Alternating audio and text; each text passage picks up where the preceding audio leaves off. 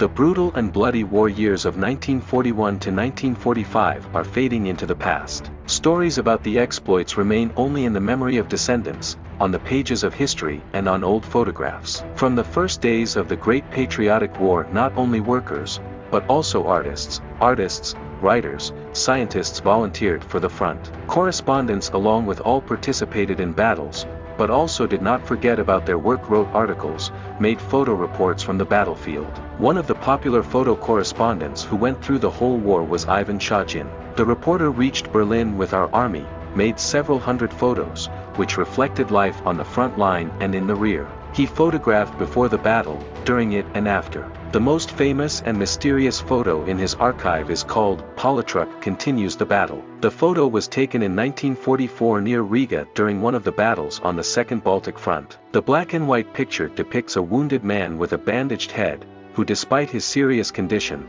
urges everyone to go into battle. On the face of the hero there is neither despair nor fear, but only confidence and desire to fight until victory. Before the battle, Shajim did not have time to learn the name and surname of this brave man, and then it was too late. He was killed, and the photojournalist was sent to the hospital. The photo was published on the pages of the newspaper, Komsomolskaya Pravda, with a small comment that the name of the warrior is not known. Letters from readers came from all over the country. Many recognized their husband, brother, son in the photo, but there was no documentary evidence. Only 30 years after the end of the war, the name of the political officer depicted in the photo became known. It turned out to be Mikhail Ivanovich Kalinkin. His sister Anna went on a tour to Mamiv Kurgan in the city of Volgograd and there, quite by chance, drew attention to a photo album with a short but capacious title, Not a Step Back.